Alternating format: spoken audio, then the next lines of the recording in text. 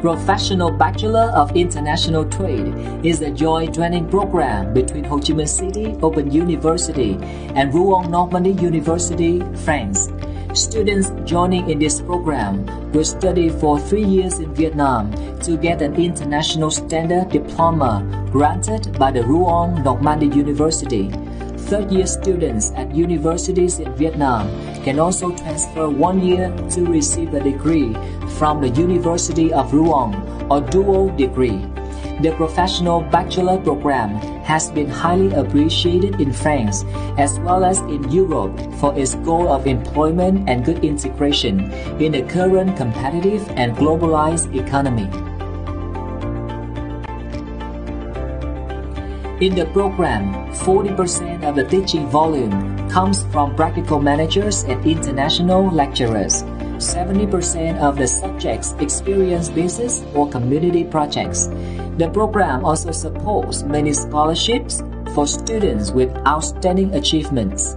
After a year of implementation in Vietnam, students and lecturers have made a very positive assessments about the program. The program is very professional. You get to study with people who are actually working in the field, and instead of theoretical knowledge, you get to experience practical knowledge as well. And along with the knowledge, you get to experience the real workplace, and I think it's a very professional program, and I enjoyed it quite a lot. I think it's a very interesting joint program, and the program Bachelor in International Commerce, it's a program which has a highly potential for the students in terms of job opportunities. My main degree in Colombia, it was International Commerce, and the way it is designed here, it is very interesting because the students will have diverse courses such as international finance, economy, negotiation, international communication techniques, and these will give them a good basis so they can survive and have a good performance in the business context.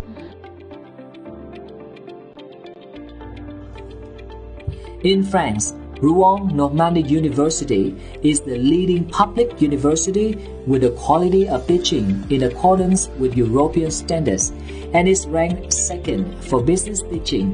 It trains from bachelor to PhD and always attracts many international students. Ho Chi Minh City Open University is a multidisciplinary university under the Ministry of Education and Training with a mission to promote the development of learning society. The school has trained a generation of young people with the knowledge and bravery to be ready to integrate with international education and work in the global economy. In the first year, international and Vietnamese students had 2 great experiences when participating in teamwork as well as joining in practical programs and projects in the classroom. In Principle of Marketing course, the first year students came to Đà Lạt City, visited Cầu Đất Farm, worked with the CEO of the company to learn about the marketing activities that the company had done. Third-year students had experienced the field trip to Datalogic company in Bình Dương province.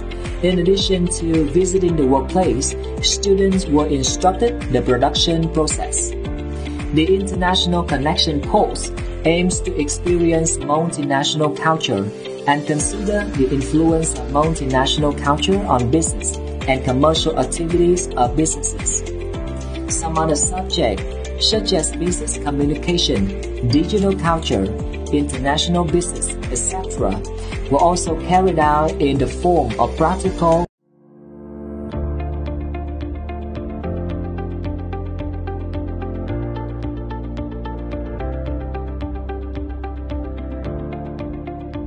Professional Bachelor of International Trade is a joint training program between Ho Chi Minh City Open University and Rouen Normandy University, France. Students joining in this program will study for 3 years in Vietnam to get an international standard diploma granted by the Ruong Normandy University. Third-year students at universities in Vietnam can also transfer 1 year to receive a degree from the University of Ruong or dual degree. The professional bachelor program has been highly appreciated in France as well as in Europe for its goal of employment and good integration in the current competitive and globalized economy.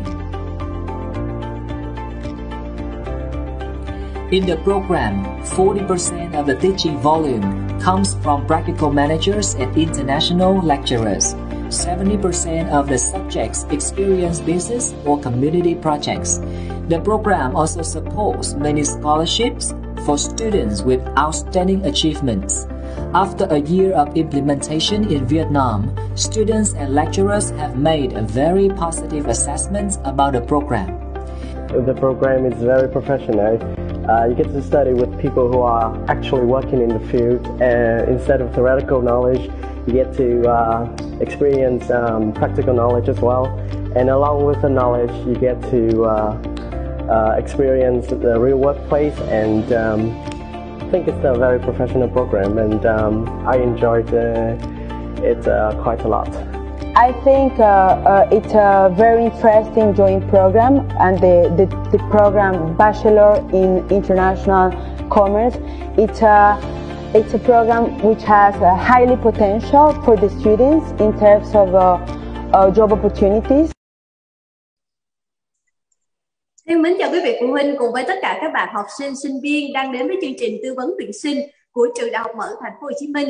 Và quý vị thân mến, chương trình đang được livestream trực tiếp trên fanpage Trường Đại học Mở Thành phố Hồ Chí Minh, gạch nối tư vấn tuyển sinh.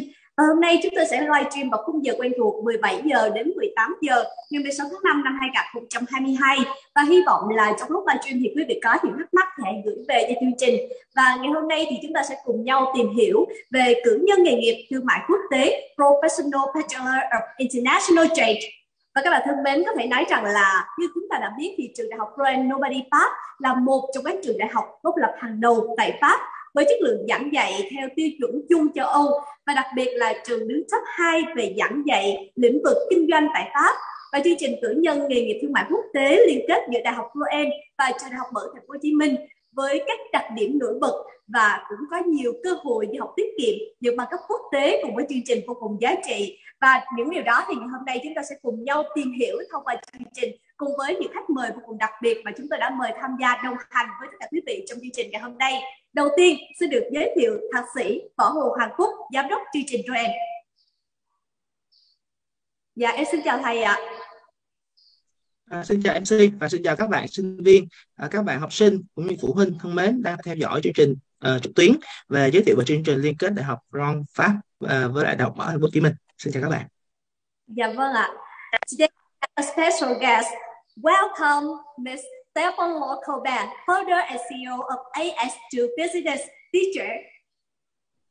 Thank you. Hello. Hello. How do you feel today? Very good. Thank you. Yeah. So next, today we welcome Mr. Maxi Vicens, students. Hello, everyone. Yeah. You want I introduce myself a little bit? Okay, so I'm Maxime Vicens. I'm 21 years old, and I'm actually graduating third year bachelor in Open University in Ho Chi Minh City. That's in pretty all. I grew up in France all my life, and I discovered Vietnam since 6 months, and I'm really happy to be here. Yeah, thanks. So thank you for joining live stream today. So now, okay, vừa rồi thì chúng ta cũng đã làm quen với các vị khách mời tham gia đồng hành với chương trình hôm nay, và bây giờ thì xin phép quý vị sẽ cùng thông tin một xíu về được hotline của chương trình để tất cả quý vị có thể liên hệ. Đầu tiên thì nếu như quý vị thắc mắc thì có thể để lại bình luận trong livestream ngày hôm nay. Đồng thời thì quý vị cũng có thể liên hệ về hotline 028 383 86604 hoặc 0949 852 510 để chúng ta có thể liên hệ thông tin về chương trình. Văn phòng khoa quản trị kinh doanh trường Đại học Mở Thành phố Hồ Chí Minh, phường ở phòng 403 lầu 4 35 377 Hồ Hảo Hướng, phường Cô Gia quận 1 Thành phố Hồ Chí Minh. Và bây giờ thì đầu tiên thì em xin phép được mời thầy Võ Hồ Hoàng Phúc, giám đốc chương trình Roen sẽ giới thiệu những thông tin về chương trình liên kết ạ. Xin được mời thầy. Xin cảm ơn Thảo Hiền ha. Thì trước hết thì xin được phép giới thiệu sơ qua một chút về chương trình liên kết RON. Chương trình liên kết RON là một chương trình liên kết về cử nhân nghề nghiệp ngành thương mại quốc tế, liên kết giữa trường Đại học RON Normandy của Pháp và Đại học Mở Thành phố Hồ Chí Minh. Chương trình hiện nay đang tuyển sinh cho khóa 2021, khóa 2022, khóa 2022 và 2023. Đây là một chương trình rất đặc biệt là có sự liên kết về cái chuyên ngành là thương mại quốc tế và đào tạo trong 3 năm. 2 năm đầu tiên các bạn sẽ được đào tạo hoàn toàn tại Việt Nam. Năm thứ 3 thì sẽ có sinh viên của trường Đại học RON Normandy của Pháp sẽ đến trường Đại học Mở tham gia học chung với lại sinh viên của Việt Nam, cùng với lại các giảng viên từ trường RON sang Việt Nam để giảng dạy. Lợi thế lớn nhất của chương trình, một trong những cái đặc điểm mà lớn nhất và thu hút nhất của chương trình, đó là thời gian học rất ngắn, chỉ khoảng 3 năm sau 8 học kỳ, với 6 học kỳ đầu tiên thuộc 2 năm đầu và 2 học kỳ cuối thuộc năm thứ 3.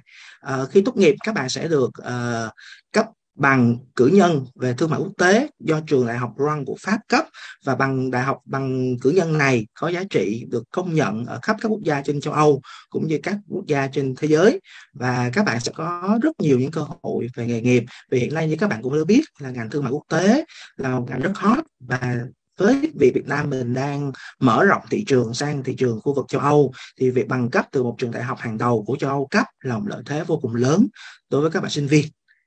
Xin cảm ơn. Xin. Dạ vâng ạ, em xin được cảm ơn thầy rất là nhiều với phần chia sẻ vừa rồi. Và tiếp theo thì có một câu hỏi dành cho Miss Colbert. How do you feel about a RON student and their career success after graduation? Thank you for your question first.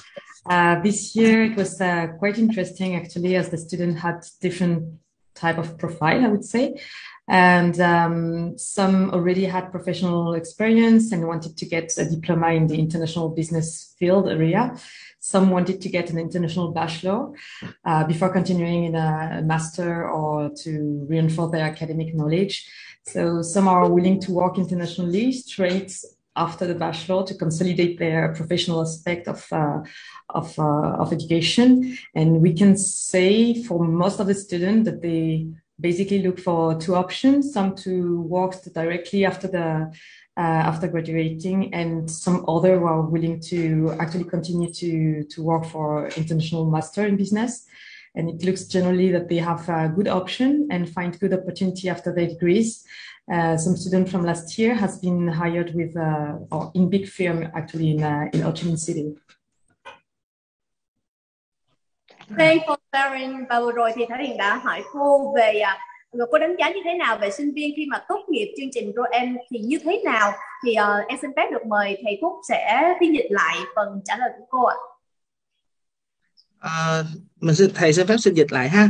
Thì cô bé có chia sẻ đó là sinh viên tốt nghiệp chương trình RON thì có rất nhiều cơ hội cả về nghề nghiệp cũng như là đi theo đuổi tiếp con đường về học vấn.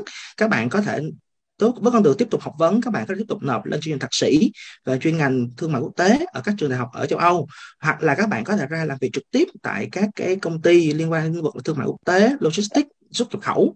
Và về cơ bản thì sinh viên Việt Nam sau khi tốt nghiệp chương trình RON có rất nhiều cơ hội rộng mở cho các bạn để có thể, một là đi làm việc trực tiếp, làm việc về chuyên môn, hoặc là theo đuổi tiếp cái sự nghiệp học tập của mình với những cái bậc học cao hơn như thạc sĩ hoặc là tiến sĩ.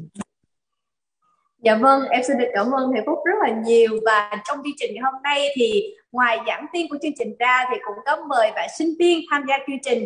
Thì ở đây có nhiều bạn cũng thắc mắc là tại sao mà sinh viên quốc tế lại chọn chương trình liên kết quốc tế Royal Pháp tại trường Đại học Mở Thành phố Hồ Chí Minh ở Việt Nam chứ không phải là học tại Pháp? Và điều gì khiến cho bạn sinh viên này thật sự thích ở chương trình liên kết quốc tế này? Thì sẽ gửi câu hỏi đến Maxi đi xem nhé. Hello. So, as a French student, why did you pick Vietnam, not France? And what made you feel excited the most about this program? Okay.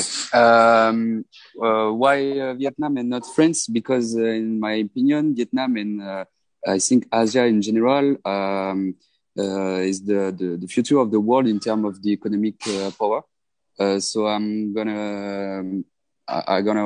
I want to be in parts of this power, geographical power. So it's the reason why I wanted to go early in Asia and Vietnam particularly, because I had the opportunity in 2019, 2 years and a half ago, to have an experience here. So I did an internship for 3 months, and I fell in love about your country. So I wanted to come back as soon as possible, and it's the reason why I choose the program of Rouen. It can be benefits for a kind of economic and theoretical add value, but also it's good to be in part of the region, and to understand the cultural aspects in business. So it's good to have the balance. Thank you for sharing. Yeah. Vâng, xin được mời Phúc sẽ phiên dịch lại phần trả lời của Maxim Vincent. Rồi, cảm ơn em. Bạn Maxim có chia sẻ là lý do bạn Maxim đến với Việt Nam, chọn Việt Nam là điểm đến cho cái năm cuối của mình, không phải tại Pháp mà tại Việt Nam. Thứ nhất là năm 2019, bạn đã từng có một giai đoạn thực tập ngắn 3 tháng ở Việt Nam, và khi trải nghiệm ở Việt Nam thì bạn rất là yêu thích và mong muốn quay trở lại. Nên ngay khi mà chương trình Rouen của Pháp có đề xuất một cái chi nhánh ở Việt Nam thì bạn rất là hào hứng để tham gia. Ngoài ra, đối với cá nhân bạn đánh giá rằng Việt Nam được xem là một cái tương lai của thế giới xét về mặt kinh tế, và bạn muốn trở thành một phần của cái tương lai đó, cũng như là bạn muốn hiểu thêm về những cái quan điểm, những cái suy nghĩ của một quốc gia mới về kinh doanh, và Việt Nam là một điểm đến cho bạn đó. Dạ vâng, em xin được cảm ơn thầy Phúc rất là nhiều. Và ở đây thì cũng có nhiều bạn và quý vị phụ huynh cũng đang rất là quan tâm, bởi vì là các bạn muốn biết thêm về chương trình có điểm gì nổi trội so với những cái chương trình khác, và cũng như là điều kiện tuyển sinh ở chương trình quốc tế Royal Pháp tại trường Đại học Mở Thành phố Hồ Chí Minh như thế nào, thì em xin phép được mời thầy Phúc sẽ cùng chia sẻ nhiều hơn với quý vị phụ huynh và các bạn học sinh ạ. Rất cảm ơn câu hỏi của bạn MC. Đây là câu hỏi mà bản thân cá nhân của tôi rất là thích để trả lời, vì đây là một cái niềm tự hào khi mà tôi được chia sẻ về những cái vấn đề này.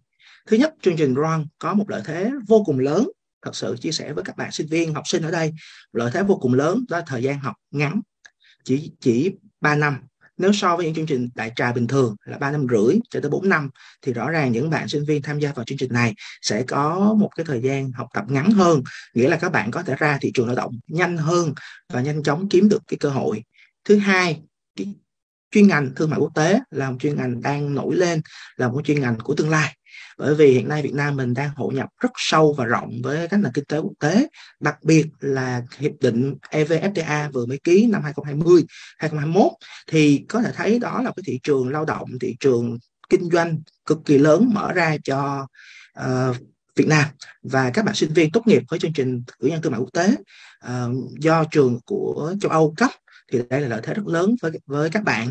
Ngoài ra, một lợi thế nữa đó chính là trong năm thứ 3, các bạn sinh viên sẽ có cơ hội được trải nghiệm cái không khí học tập làm việc với người nước ngoài, với môi trường đa văn hóa, đa quốc gia ngay tại Việt Nam trong khoảng thời gian gần 1 năm. Trong suốt chương trình học, các bạn sẽ có rất nhiều những hoạt động, có từ 10 đến 12 hoạt động kết nối, bao gồm hoạt động về kinh doanh, hoạt động về tìm hiểu doanh nghiệp, hoạt động về giao lưu văn hóa. Và từ đó các bạn sẽ có được những cái lợi thế về mặt thích nghi với môi trường đa văn hóa. Và khi sau này các bạn tham gia vào thị trường kinh doanh xuất nhập khẩu, các bạn sẽ không bỡ ngỡ, các bạn sẽ có một cái khả năng hòa nhập rất nhanh chóng. Ngoài ra, học phí cũng là một cái vấn đề rất là ưu đãi đối với là sinh viên chương trình Rouen, và có rất nhiều những cái học bổng, cả học bổng đầu vào lẫn học bổng duy trì để hỗ trợ các bạn sinh viên trong suốt quá trình học. Ngoài ra, một cái lợi thế cuối cùng đó là bằng cấp được cấp bởi trường Rouen của Pháp, nghĩa là chương trình đã được công nhận bởi hầu hết các trường đại học lớn ở châu Âu cũng như trên thế giới. Nghĩa là khi các bạn muốn chuyển tiếp qua nước ngoài để học tiếp lên thạc sĩ hoặc các bậc cao hơn, các bạn sẽ dễ dàng để có thể chuyển đổi, cũng như là không phải gặp nhiều những khó khăn về vấn đề về tiếng Anh, về ngôn ngữ, về văn hóa, bởi vì các bạn đã có cơ hội trải nghiệm ngay từ trong 3 năm ở ghế nhà trường rồi. Đó là một số cái lợi thế cạnh tranh cũng như là cái điểm mạnh của chương trình liên kết Rouen. Ngoài ra với cái phần là điều kiện tuyển sinh thì thứ nhất là chương trình Rouen có 2 đối tượng tuyển sinh. Thứ nhất là các bạn học sinh tốt nghiệp trung học phổ thông đối với lại chương trình học 3 năm, tức là các bạn vào ngay từ năm 1 thì các bạn sẽ học 8 học kỳ. Đối tượng thứ hai là những bạn sinh viên năm 3, năm 4 tại các trường đại học trong cả nước có nhu cầu là chuyển đổi, thì các bạn sẽ đăng ký vào chương trình năm 1, tức là chương trình 1 năm, chương trình 1 năm, nghĩa là các bạn sẽ học ở giai đoạn 2 với 2 học kỳ cuối. Và trong quá trình chuyển đổi như vậy, nhà trường sẽ công nhận rất nhiều những cái môn học của các bạn, những môn học tương đương để các bạn có thể giảm thiểu cái thời gian bạn hòa nhập với lại chương trình Rouen. Và điều kiện tuyển sinh đối với lại năm 1, đối với lại đối tượng 1 tức là đối tượng vào ngay từ năm 1 học 3 năm thì các bạn sẽ xét điểm học bạ và các bạn sẽ nộp hồ sơ về cho phía chương trình, và bên chương trình sẽ có đội ngũ tuyển sinh tư vấn để hỗ trợ và tư vấn cho các bạn làm sao để các bạn có thể có được cái mức học phí cũng như là một cái chương trình học và cách đăng ký nộp hồ sơ thuận tiện nhất. Các bạn có thể liên hệ với email rouen.amoc.edu.vn hoặc liên hệ về số hotline hồi nãy bạn MC đã có nói, hoặc bạn có thể để lại cái tin nhắn, để lại comment ở trong cái buổi live ngày hôm nay, và bên phía chương trình sẽ trực tiếp liên hệ với các bạn để hỗ trợ tư vấn cho các bạn. Còn đối với lại các bạn là sinh viên đã học ở các chương trình khác mà có muốn chuyển vào chương trình Rouen, các bạn cứ mạnh dạn liên hệ, bởi vì cái vấn đề này thì nó sẽ tùy thuộc vào từng trường hợp, từng cái hồ sơ sẽ khác nhau, thì bên phía chương trình sẽ tư vấn một và sẽ hỗ trợ cho các bạn để các bạn có thể tiết kiệm được thời gian tốt nhất, có thể dễ dàng chuyển đổi được các cái môn học các bạn đã học ở những cái năm trước ở trường của các bạn. Khi vào chương trình Rouen, các bạn có thể tiết kiệm được thời gian, tiết kiệm được chi phí và nhanh chóng hoàn thành được chương trình. Đó là một số thông tin tôi muốn chia sẻ với các bạn cũng như phụ huynh ở đây. Dĩ nhiên thì thông tin chi tiết còn rất nhiều, nhưng các bạn cứ mạnh dạn để lại thông tin, để lại comment ở trong buổi live và chương trình sẽ chủ động liên hệ và hỗ trợ các bạn hết sức có thể ha. Em xin được cảm ơn thầy Phúc rất là nhiều với những thông tin vô cùng chi tiết gửi đến với vị phụ huynh và các bạn học sinh đang quan tâm. Và hiện tại thì lượt like của chúng ta đang tăng lên và lượt tương tác thả tim của các bạn rất là nhiều, và hy vọng là chương trình sẽ nhận được nhiều câu hỏi hơn của tất cả quý vị. Và tiếp theo thì có một câu hỏi gửi đến như sau, đó là được biết cô Local Bear đã gắn bó với chương trình khá là lâu rồi, thì cô có thể chia sẻ những ấn tượng của cô về chương trình và cảm nhận về sinh viên khi mà tham gia học chương trình đang theo học tại trường Đại học Mở Thành phố Hồ Chí Minh không? Và em xin phép được gửi câu hỏi này đến cô. Hello Local Bear. Yeah, so I have one question. As the current lecturer of this program, can you share some of your thoughts regarding the program? Is there more students, colleges, with the people in general? So it's always a pleasure to work in this international context and environment. I really appreciate the fact that each year we have more and more students with these different backgrounds and personalities. It's really bringing good dynamic to the classes, in my opinion. And regarding Vietnam people in general, since I am living in Vietnam since 2011, and one of the things I have learned is to be patient and always focus on solution. And I think this is actually what students are doing and learning too.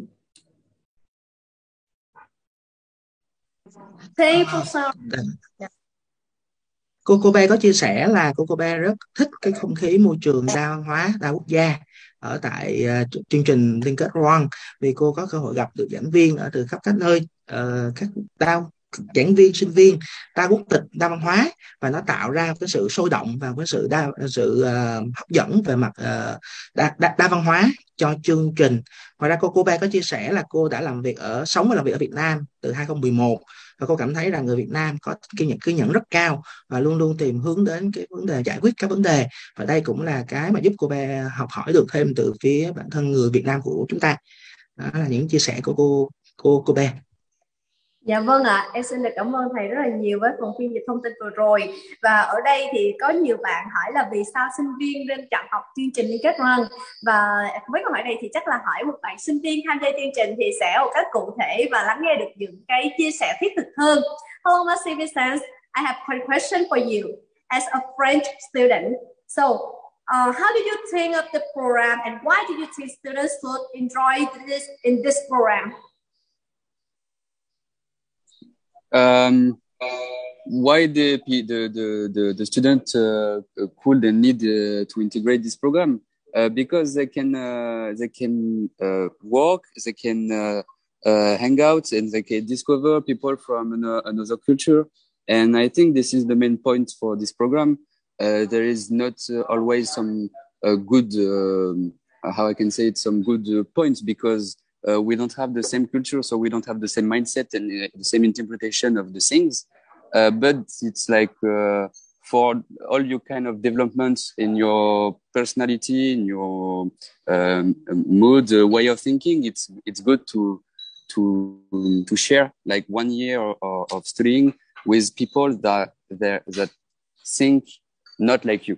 And this is the main point that we can tell to the Vietnamese student, I think. Well, thanks for useful information. Vâng ạ, Trang xin phép được mời thầy Phúc sẽ cùng chia sẻ phiên dịch lại những cái thông tin mà bạn đã chia sẻ. Maxim có chia sẻ đó là tại sao bạn lại chọn chương trình và bạn nghĩ như thế nào về chương trình, thì bạn chia sẻ rằng là thứ nhất, chương trình là môi trường rất đa văn hóa và ở đó bạn có thể tìm hiểu những cái nền văn hóa khác nhau, những cái suy nghĩ, quan điểm khác nhau và từ đó bạn có thể phát triển được cả về tính cách lẫn cái khả năng nhận thức vấn đề. Thứ hai đó là trong quá trình học, các sinh viên có rất nhiều cơ hội để được làm việc trong các cái dự án, có thể cũng như các cái đề án mà giảng viên đưa ra trong các môn học, làm việc nhóm với nhau và với cái vấn đề là đa văn hóa đó, các cái tính cách, các cái năng lực khác nhau và sinh viên có thể hiểu được, có thể mở rộng được cái nhận thức của mình.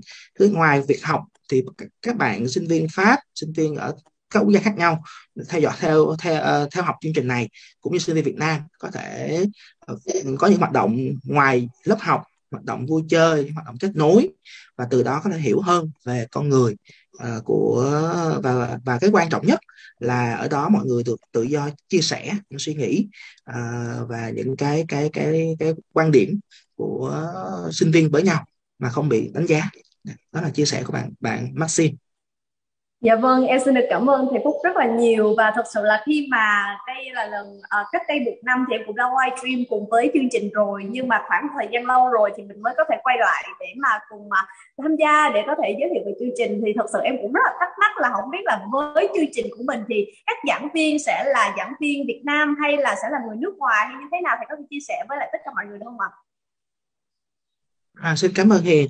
Thì để chia sẻ về vấn đề giảng viên thì chương trình RON chia ra làm 2 giai đoạn. Giai đoạn đầu tiên 2 năm đầu với 6 học kỳ, các bạn sẽ học ở tại Việt Nam hoàn toàn, sinh viên Việt Nam và các giảng viên là những giảng viên thuộc khoa quản trị kinh doanh của trường Đại học Mở Thành phố Hồ Chí Minh. Tuy nhiên những giảng viên đáp ứng được điều kiện tham gia vào chương trình RON phải là những giảng viên có trình độ thạc sĩ hoặc tiến sĩ, tốt nghiệp từ những quốc gia tiên tiến và đã có kinh nghiệm quốc tế, cũng như là cái ngôn ngữ sử dụng trong quá trình học là ngôn ngữ bằng tiếng Anh. Dĩ nhiên trong quá trình mà từ năm 1 đến năm 2 các bạn sẽ có một quá trình để mà cải thiện khả năng tiếng Anh và các giảng viên bản thân, những giảng viên chuyên ngành cũng sẽ hỗ trợ cho các bạn về vấn đề tiếng Anh, chia sẻ với các bạn những cái tip để có thể nâng cao được khả năng tiếng Anh cũng như khả năng mà thích nghi được với những cái từ ngữ học thuật, những cái bài viết, những cái giáo trình bằng tiếng Anh để chuẩn bị cho các bạn vào giai đoạn thứ 3, tức là năm cuối với 2 học kỳ. Thời điểm này là thời điểm mà 2 chương trình sẽ hợp tác rất sâu với nhau và sẽ có khoảng 60% các môn học là do các giảng viên trực tiếp từ chương trình RON, tức là những giảng viên thuộc trường đại học RON hoặc những cái chuyên gia hàng đầu trong lĩnh vực thương mại quốc tế được trường RON cử đến để dạy với lại chương trình Đại học Mở. Còn 40% còn lại là các giảng viên của Đại học Mở, và tất cả những giảng viên nào mà tham gia vào chương trình RON này đều phải có trình độ thạc sĩ và tiến sĩ trở lên với những cái background và những cái kiến thức, kinh nghiệm và sự hiểu biết về môi trường đa văn hóa đa quốc gia để có thể giảng dạy và hướng dẫn các bạn sinh viên có thể trưởng thành hơn trong cả nghề nghiệp lẫn trong cả về cái nhận thức về quốc tế.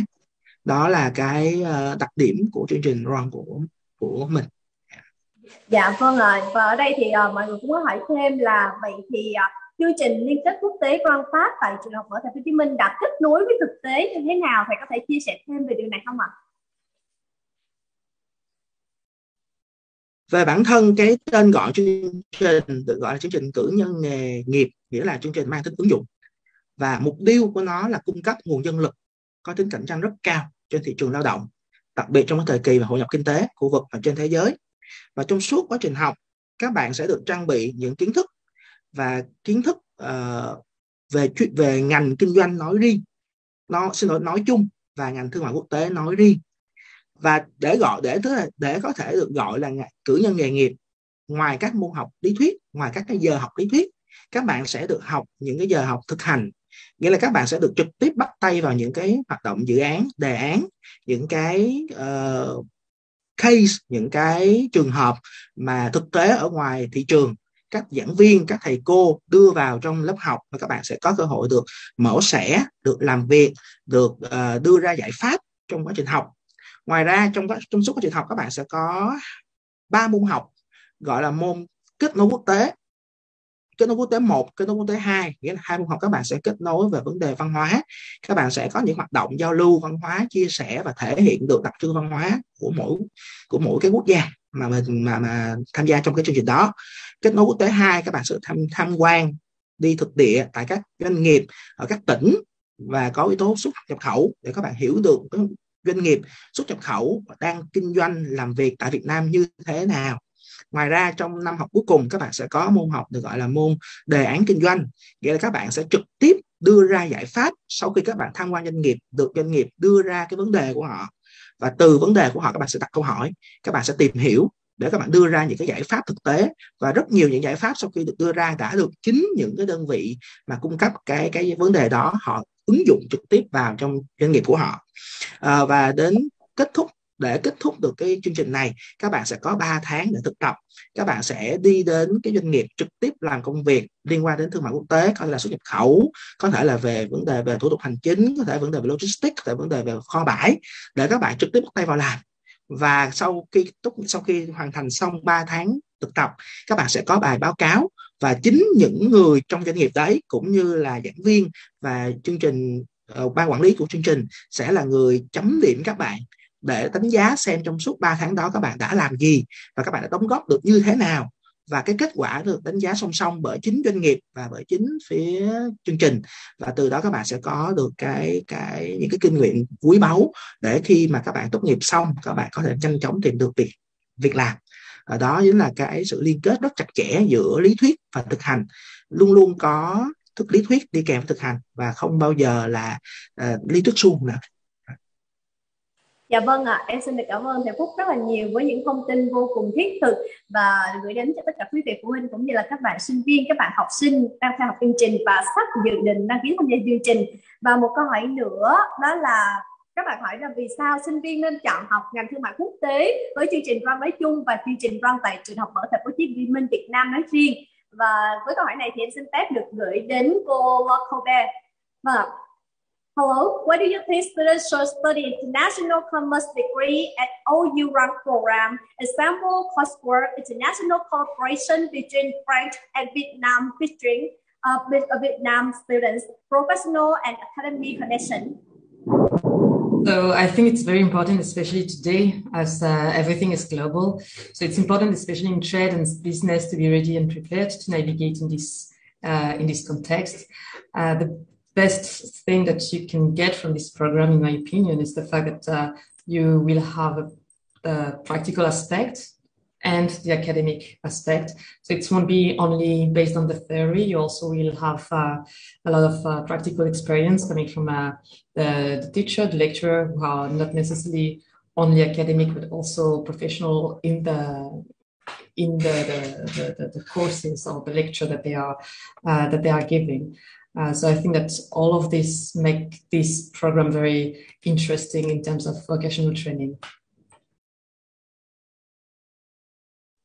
Rồi, cô B có chia sẻ là lý do tại sao các bạn nên chọn chương trình thương mại quốc tế tại chương trình RON của Đại học Mở Thành phố Hồ Chí Minh. Thứ nhất đó là về vấn đề là cái xã hội hiện nay là xã hội toàn cầu, và việc mà nhanh chóng thích nghi được với lại những cái yếu tố về đa quốc gia đa văn hóa là yếu tố vô cùng quan trọng để có thể thành công được trên thị trường. Vì hiện nay mọi người đều kết nối với nhau rồi, mọi quốc gia đều kết nối. Cái thứ hai là khi tham gia vào chương trình thương mại quốc tế tại Đại học Mở thì các bạn sẽ có được cái cơ hội để có thể học hỏi được những cái kiến thức thực tiễn lẫn kiến thức về lý thuyết được đính kèm trong các cái môn học. Các giảng viên đều là những người có kinh nghiệm thực tế, có kinh nghiệm lâu năm trong cả lĩnh vực về đào tạo cũng như lĩnh vực về thương mại quốc tế, và từ những cái hoạt động, những khóa học, những cái bài giảng, các bạn sẽ có được những cái kiến thức về cả thương mại quốc tế, kiến thức về đa quốc gia, kiến thức về cái bối cảnh toàn cầu để các bạn có thể nâng cao được năng lực của mình. Đó là chia sẻ của cô B. Dạ vâng ạ, em xin được cảm ơn thầy Phúc rất là nhiều. Và ở đây thì các bạn sinh viên sẽ cảm nhận gì với những cái lợi ích mà chương trình mang lại? Thì chúng tôi sẽ hỏi về cảm nhận của sinh viên để nghe được những cái lợi ích khi mà các bạn học chương trình liên kết RON thì các bạn cảm thấy như thế nào nhé. Hello, Maxim Visan. I have a question. Outside of coursework, what are other benefits that you enjoy? Example, Vietnamese culture, business. Yeah. What I enjoy outside of the class.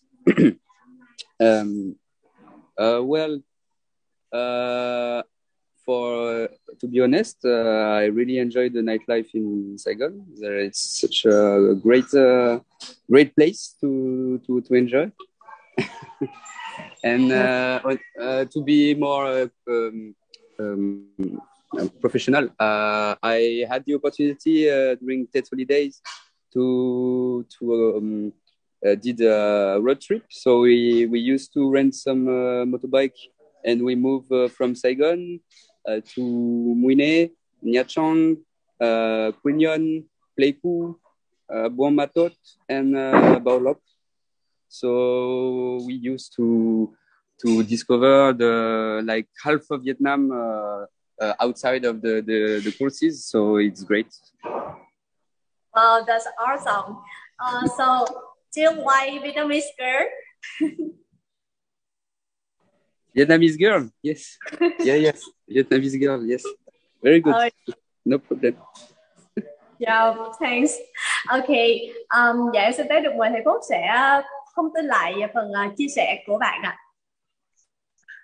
Thì bạn Maxim có chia sẻ là bên ngoài cái không khí lớp học thì bạn rất là tận hưởng được cái không khí của cuộc sống của Sài Gòn, đặc biệt là cuộc sống Sài Gòn về đêm rất là sôi động và rất là thích thú để có thể tận hưởng nó. Thứ hai là bạn cũng rất thích cái cơ hội được đi tham quan các danh lam thắng cảnh của Việt Nam. Bạn đó đã làm cái hành trình có thể gọi ngắn là xuyên miền Nam, thuê xe máy để đi đến các tỉnh các nơi như là Phan Thiết, Mũi Né, Nha Trang, Quy Nhơn, Bình Định, vân vân. Bạn khám phá được cái môi trường, khám phá được những cái nơi đẹp, những cái danh lam thắng cảnh nổi tiếng của Việt Nam, cũng như là MC Thảo Hiền có chia sẻ là có thích con người Việt Nam hay không, thì bạn có chia sẻ là con gái Việt Nam rất là xinh đẹp và rất là tốt bụng. Dạ vâng ạ, và đó là điều dĩ nhiên ạ. Cảm ơn thầy Phúc rất là nhiều với phần thông tin vừa rồi, phiên dịch lại phần chia sẻ của bạn. Và ở đây thì quý vị phụ huynh cũng đang quan tâm thêm về đó là tuyển sinh chương trình liên kết, thì tại trường Đại học Mở Thành phố Hồ Chí Minh thì có chỉ tiêu nhiều hay là không, và hồ sơ dự tuyển thì cần những cái gì, và cách thức và phương thức xét tuyển như thế nào, thì em xin phép được mời thầy Phúc sẽ chia sẻ thêm với quý vị phụ huynh và các bạn học sinh ạ. Dạ rồi, xin cảm ơn câu hỏi của Thảo Hiền ha. Thì chia sẻ một chút về cái chỉ tiêu tuyển sinh. Thì do chương trình RON chú trọng vào chất lượng và chú trọng vào cái việc mà đảm bảo cái việc truyền tải kiến thức cho sinh viên một cách tốt nhất, thì cái số lượng sinh viên trong một lớp học sẽ không quá đông, dao động khoảng 40 trở lại. so với những chương trình đại trà thì nó khoảng 70-80, thì đây là điều mà chương trình không mong muốn. Và thứ hai nữa là vấn đề về cái ngôn ngữ giảng dạy học tập ở trong chương trình là tiếng Anh. Và dĩ nhiên trong 2 năm đầu tiên thì nó sẽ có một cái giai đoạn để mình gọi vui là quá độ lên, để các bạn có thể thích nghi được dần dần. Nhưng càng qua những học kỳ sau sẽ càng nâng cái khối lượng tiếng Anh lên để đảm bảo được năm thứ 3 các bạn có khả năng giao tiếp và có thể học và giao tiếp phản hồi được giảng viên cũng như là các bạn sinh viên của nước ngoài. Cho nên là cái số lượng tuyển sinh sẽ không quá đông. Hiện nay số lượng cái chỉ tiêu tuyển sinh sẽ rơi vào khoảng từ 35 đến 40 bạn, và tùy vào cái nhu cầu và sẽ có thể tuyển sinh thêm. Tuy nhiên thì số lượng hồ sơ nộp vào lúc nào cũng nhiều hơn so với lại là chỉ tiêu. Thành ra cái vấn đề mà tuyển chọn và gọi là mình sàng lọc sinh viên là có, và để đảm bảo được cái chất lượng của chương trình. Còn về cái hồ sơ tuyển sinh thì cần cái gì, thì thứ nhất thì những cái hồ sơ rất đơn giản và cơ bản thôi. Thứ nhất là sơ yếu lý lịch của mình, thứ hai là hộ khẩu, chứng minh nhân dân, thứ ba là bảng điểm của các bạn trong 3 năm học lớp 10, 11, 12, vì cái tiêu chí xét tuyển sinh sẽ là xét học bạ. Ngoài ra sẽ có một cái buổi phỏng vấn với lại giám đốc chương trình, phỏng vấn về cái định hướng nghề nghiệp, phỏng vấn về mục tiêu, để có thể ban quản lý chương trình có thể đánh giá được các bạn sinh viên khi tham gia vào tính cam kết, khả năng thích nghi cũng như là cái mục tiêu dài hạn của các bạn trong cái chương trình sẽ là như thế nào. Ngoài ra thì cái buổi phỏng vấn đấy cũng là cơ hội để các bạn có thể ghi điểm cho phía ban quản lý để có thể giành được những suất học bổng có giá trị lên tới 10-20% so với học phí.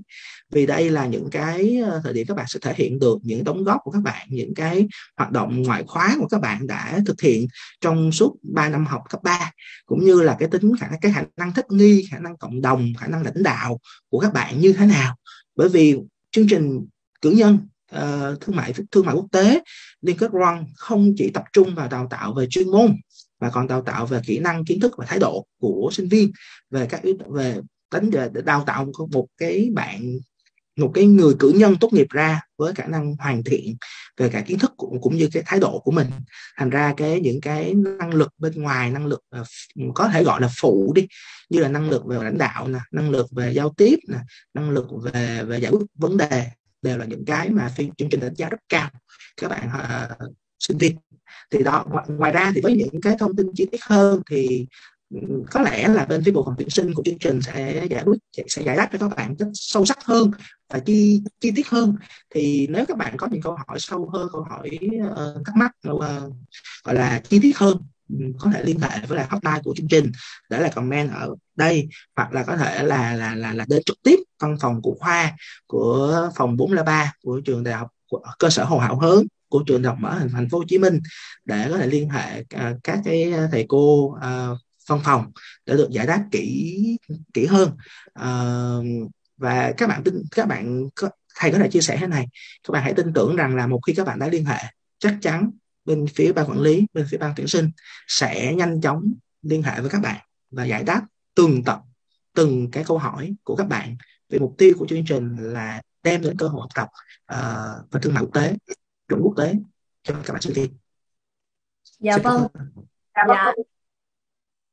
Em xin được cảm ơn thầy Phúc rất là nhiều với phần chia sẻ vừa rồi. Và ở đây thì cũng có một vài bạn cũng đã comment, đó là hỏi về yếu tố đa văn hóa thể hiện ra sao khi mà tham gia chương trình. Bởi vì hồi nãy tới giờ thì cũng đã nghe khách mời nhắc rất là nhiều về yếu tố văn hóa. Thì với câu hỏi này thì em xin phép được gửi đến cho cô Colbert.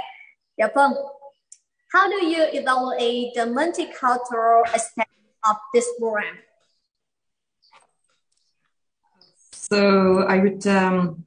So first, I think that the demand is growing, and as I said, the new workforce need to be ready for it. They need to be ready to bring solution based on knowledge and experience, basically. And this is the reason why having a professional training experience is key, especially to differentiate yourself on your CV from other student or other profile. And the second question was if I think that the student can easily land to a good job after graduation, I obviously think that they can, because this is what we saw the last 3 years, that they have a very good opportunity in international business and international company. So I think that this is actually one of the big value of this training.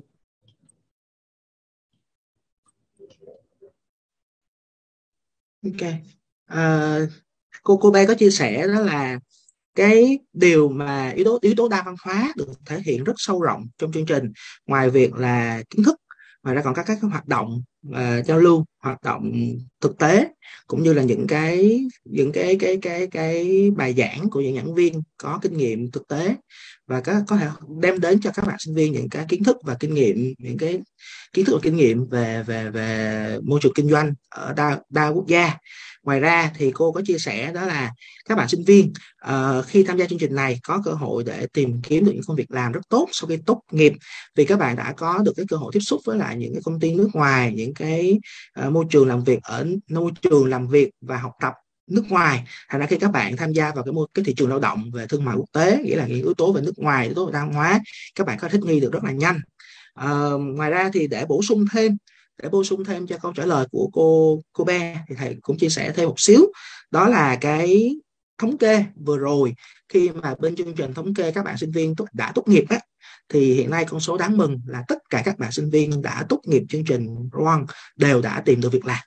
Các bạn sinh viên Việt Nam thi tốt nghiệp qua ba khóa đều đã tìm được việc làm, và hầu như đều làm trong những công ty nước ngoài hoặc công ty đa quốc gia.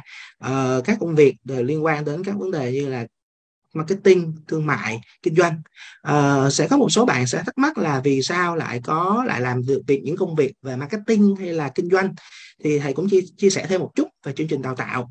Sẵn khi đây về yếu tố về đa văn hóa, đa môi trường, thì cũng chia sẻ thêm một chút, đó là trong cái chương trình đào tạo của chương trình Liên kết ROAN, ngoài cái kiến thức chuyên ngành về thương mại quốc tế, thì bên phía chương trình cũng trang bị cho các bạn sinh viên những kiến thức nền tảng về kinh doanh, bao gồm như marketing, tài chính, kế toán, xuất nhập khẩu, quản trị nhân sự, đủ để các bạn có thể tham gia vào thị trường lao động như một nhân viên, như một cái người được đào tạo với ngành quản trị kinh doanh. Và từ đó các bạn có thể có rất nhiều những cơ hội làm việc, không chỉ riêng về vấn đề về làm trong lĩnh vực là thương mại quốc tế, mà còn có thể làm trong các lĩnh vực như là marketing, kinh doanh, sale, vân vân. Và nhấn mạnh lại với các bạn, đây là cái thông tin phải nói là rất tự hào, là tất cả những sinh viên tốt nghiệp trong 3 khóa vừa qua đều đã tìm được công việc mong muốn, và hiện nay thì chưa bạn nào thất nghiệp. Đó là thông tin rất là tự hào khi chia sẻ với các bạn. Dạ vâng ạ, em xin được cảm ơn thầy Phúc rất là nhiều. Vậy thì hồi nãy thầy cũng đã chia sẻ khi mà tham gia chương trình thì cũng đã có rất là nhiều phần học bổng dành cho tất cả các bạn. Vậy thì về học phí thì như thế nào, thầy có thể chia sẻ với các bạn được không ạ? Ok, về học phí thì thầy chia sẻ như sau. Thứ nhất là các bạn sẽ có 2 cái giai đoạn. Giai đoạn thứ nhất là các bạn sẽ đoạn thứ nhất là giai đoạn mà 2 năm đầu tiên ở tại Việt Nam, hoàn toàn ở Việt Nam, và các bạn sẽ đóng học phí là 121 triệu cho 6 học kỳ, tức là trung bình là khoảng 20 triệu cho một học kỳ. Giai đoạn thứ hai, giai đoạn 2 năm sau, các bạn sẽ đóng học phí là 96,8 triệu. Như vậy tổng cái chi phí đã hoàn chương trình là 218 triệu đồng. Đây là tổng cái chi phí để kết thúc cái chương trình. Trong phần tổng chi phí này đã bao gồm chi phí thứ nhất là chi phí 8 lớp tiếng Anh tăng cường để hỗ trợ cho các bạn có thể thích nghi được với lại môi trường học tập bằng tiếng Anh 100%. Thứ nhất là trong năm cuối cũng như trong suốt quá trình học trong 2 năm đầu tiên. Thứ hai là đã bao gồm các chi phí tham quan thực tế tại các doanh nghiệp. Trong suốt 3 năm học các bạn sẽ có 2 chuyến đi tham quan các cái doanh nghiệp ở các tỉnh. Đó là những cái tỉnh mà đã có mối quan hệ với trường đại học mở cũng như với khoa quản trị kinh doanh, và các bạn sẽ được đến tham quan các doanh nghiệp đó, các doanh nghiệp xuất nhập khẩu trực tiếp tại những cái tỉnh đấy, và chi phí đó đã bao gồm trong học phí rồi. Và thứ ba là chi phí thi TOEIC chuẩn đầu ra của chương trình là TOEIC, và các bạn cái học phí đã bao gồm chi phí thi. Nghĩa là các bạn đóng 218 triệu đồng là các bạn không phải đóng thêm bất cứ cái gì nữa. Đó là cái tiền học phí. Còn về học bổng thì tùy vào cái số lượng tuyển sinh, tùy vào cái ngân sách tuyển sinh trong năm đấy mà phải phân bổ học bổng về cho các bạn. Thì trung bình là khoảng 20 đến 25 triệu cho một học bổng, cho học bổng đầu vào. Cái yếu tố để xét học bổng thì bao gồm thứ nhất là điểm học bạ. Đây là yếu tố tiên quyết rồi. Ngoài ra đánh giá rất cao những bạn có chứng chỉ IELTS, TOEFL, TOEIC có giá trị tương đương với chuẩn đầu ra của chương trình. Thứ hai là trong buổi phỏng vấn các bạn sẽ thể hiện cái năng lực về lãnh đạo, năng lực về thích nghi, năng lực về xã hội, năng lực về giao tiếp cũng như định hướng nghề nghiệp của các bạn rõ ràng. Thì đó là những yếu tố điểm cộng thêm vào cho cái việc đánh giá học bổng, và sẽ theo nguyên tắc là lấy từ trên xuống dưới. Và hàng năm thì quỹ học bổng lên tới khoảng gần 200 triệu đồng cho các bạn sinh viên đầu vào. Đó là những thông tin về cái học phí và học bổng. Dạ vâng ạ, em xin được cảm ơn thầy rất là nhiều với phần chia sẻ về học phí, học bổng. Vậy thì ở đây thì các bạn cũng có hỏi thêm là trong livestream đó là với bạn thì bạn sinh viên tham gia chương trình thì bạn cảm thấy như thế nào về những cái lời mách nhở của bạn khi mà đang phải học dành cho những cái bạn học sinh và những ai mà sắp tham gia chương trình học. Thì em xin phép được gửi câu hỏi này đến cho Visam nhé. Hello, do you have any advice for prospective students, both French and Vietnamese, in enrolling in this program? Hello, can you hear me? Yeah. It's for me or it's for Mrs. Kobe? It's for me. Okay. Yeah. I'm so sorry, my phone didn't have enough battery, so now I'm back. But okay. So what my advice is, for the French students, we need to be more patient with the Vietnamese because we have a mentality to be like to do everything fast, but maybe it's not good. But we want to do everything fast, and Vietnamese people are not in the same way of thinking. So we need to be careful on that to avoid some misunderstood. Maybe an advice for the Vietnamese people, they can be more, not friendly, but less shy. Yes, less shy because there is like about 20 Vietnamese people with us in the classroom, and maybe only 5 or 6 gonna talk with the French people. So for the Vietnamese people, maybe avoid the shyness and come talk with us because we're gonna have fun. Thanks for sharing. You're welcome. Yeah. Ok. Maxi có chia sẻ là với những bạn sinh viên Pháp thì chúng ta nên kiên nhẫn hơn và nên thấu hiểu người Việt Nam hơn. Còn với sinh viên Việt Nam, lời khuyên của vaccine khi trải qua chương trình đó là các bạn nên chủ động hơn cũng như là mạnh dạn để có thể giao tiếp và học hỏi hơn từ những cái bạn nước ngoài, và ngược lại cũng chia sẻ nhiều hơn để tạo cho cái chương trình nó phong phú và đa dạng hơn. Và đừng ngại ngùng khi làm việc với khi mà mình làm việc với lại người nước ngoài. Mình thấy những sinh viên nước ngoài thì đừng ngại, đừng sợ, vì đây là cơ hội để học hỏi lẫn nhau. Cả sinh viên nước ngoài và sinh viên Việt Nam có cơ hội học hỏi lẫn nhau. Dạ vâng ạ, em xin được cảm ơn thầy. Và ở đây thì cũng có một số câu hỏi gửi đến hỏi về đánh giá của cô Kobe về sinh viên ngành thương mại quốc tế thì có dễ dàng tìm kiếm được việc làm sau khi tốt nghiệp hay không. Và với câu hỏi này thì em xin được gửi đến cô. How do you evaluate the demand for labor in the international commerce field? Do you think students can easily land a good job in this field after graduation? Yes, I do. Actually, they do find a better job after the graduation. They are totally ready. I mean, I wouldn't say totally ready, but based on the experience that they have and based on the need in terms of workforce, they have the opportunity to actually find good position and to just even find a position after their degrees, and this is that could be really different than, I would say, more academic or classical training. So the fact that it is a vocational training bachelor is definitely helping on that.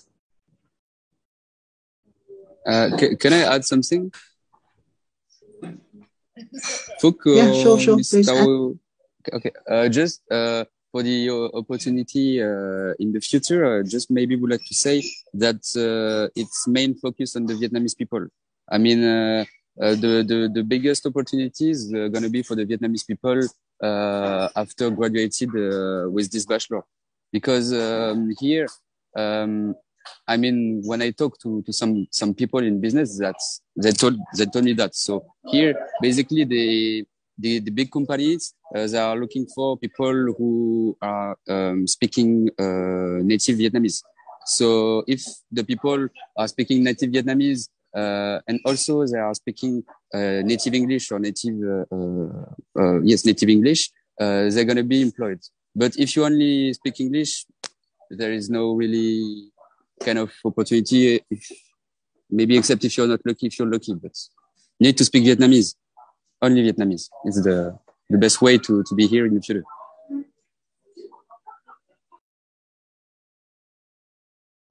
Ok, cô bé có chia sẻ với các bạn đó là thứ nhất cái ngành thương mại quốc tế này đang là ngành rất là cần nhân lực. Đây là yếu tố tiên quyết cho cái thị trường lao động. Thứ hai là hiện nay cái vấn đề về giáo dục với tư cách là người làm chuyên môn lẫn người làm giáo dục thì cách đào tạo truyền thống theo kiểu mà trường lớp đã cũ rồi. Hiện nay người ta chú trọng nhiều hơn vào việc đào tạo theo dạng là thực hành nhiều hơn, và đây là cái lợi thế mà chương trình cung cấp. Nghĩa là khi các bạn tốt nghiệp, các bạn không chỉ có kiến thức và lý thuyết, các bạn còn có rất nhiều những cái kiến thức và kinh nghiệm từ thực tiễn. Thì đây là cái điều mà các doanh nghiệp về thương mại, đặc biệt thương mại quốc tế, họ rất cần. Ngoài ra thì bạn Maxim có đóng góp ý kiến, đó là theo cái kinh nghiệm của bạn ở đây khi tìm việc làm thì hiện nay các công ty nước ngoài họ rất cần những người Việt Nam, bởi vì bản thân họ làm việc kinh doanh ở Việt Nam, họ rất cần những sinh viên, những cái người mà tốt nghiệp mà có thể nói tiếng Việt được, đó là điều chắc chắn rồi. Ngoài ra thì nói được ngôn ngữ nước ngoài, tiếng Anh, tiếng Pháp, thì đó là cái lợi thế lớn nữa. Thì rõ ràng với những sinh viên Việt Nam hay bạn sinh viên Pháp khi tham gia chương trình RON, các bạn có cùng cái lợi thế kép đó là có khả năng nói được tiếng Việt, hiểu tiếng Việt và có thể nói tiếng Anh hoặc tiếng Pháp. Thì sẵn đây thầy cũng chia sẻ thêm một chút, đó là trong năm thứ 3 của chương trình đào tạo, các bạn sẽ có một khóa học tiếng Pháp, khóa học tiếng Pháp giao tiếp cơ bản. Nghĩa là ngoài chương trình đào tạo hoàn toàn bằng tiếng Anh, các bạn còn có một khóa học bằng tiếng Pháp cho sinh viên Việt Nam, và ngược lại với sinh viên Pháp sẽ có một khóa học tiếng Việt cho sinh viên Pháp. Thì từ đó khi các bạn tốt nghiệp ra, các bạn có cái thứ nhất là các bạn ở Việt Nam, các bạn có cái ngôn ngữ bản xứ là Việt Nam rồi, các bạn hiểu về thị trường Việt Nam, các bạn có được cái kinh nghiệm, có được cái hiểu biết và khả năng thích nghi với môi trường quốc tế. Ngoài ra các bạn có tiếng Anh tốt, vì trong suốt 3 năm học hoàn toàn làm việc giao tiếp bằng tiếng Anh. Và cái cuối cùng là thêm một khóa tiếng Pháp, gọi là giao tiếp cơ bản và tiếng Pháp, sẽ là một cái hành trang, một cái vũ khí thêm cho các bạn để các bạn có thể mạnh dạn, tự tin hơn trong quá trình ra thị trường lao động tìm kiếm việc làm. Thì như cô bé chia sẻ là có rất nhiều những cái cơ hội để có thể tìm được việc làm tốt. Và nãy thông tin thầy cũng có chia sẻ với các bạn, tất cả sinh viên tốt nghiệp trên trường RON đều đã tìm được việc làm. Thì đây là một điều mà rất vui khi muốn chia sẻ với các bạn. Dạ vâng ạ, em xin là cảm ơn thầy Phúc rất là nhiều với phần thông tin khi nhìn lại ạ. Và ở đây thì hi Vincent. So, do you know how to speak Vietnamese?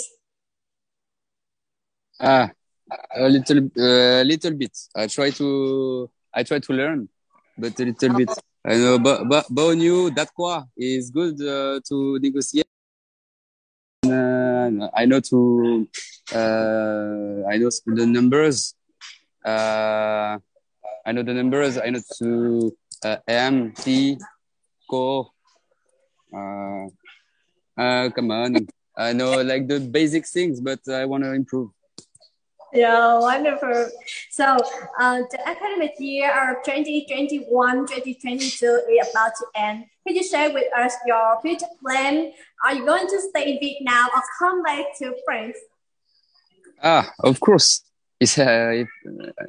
Normally I'm going to stay here. Because I'm kind of the people who is lucky.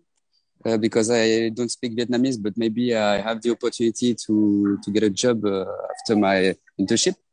So my plan basically is to stay for a few years in Saigon, or at least maybe in Vietnam, and improve my skills, and then to going to another cities or countries in Asia. But at least I would like to live maybe 2, 3, or 4 years here, and then when I grew up, I go in another city. Yeah, thanks for sharing. Yeah. You're welcome. It was a pleasure. Yeah, that's all.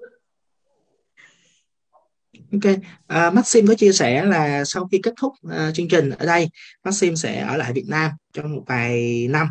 Vì hiện tại Maxim đã tìm được công việc intern ở tại Việt Nam rồi, và dự định là sẽ ở Sài Gòn hoặc một thành phố nào đó của Việt Nam trong ít nhất là vài năm tới, để có thể học hỏi thêm về ngôn ngữ, về văn hóa, về kinh doanh, trước khi là dự định trong những cái dự định xa hơn.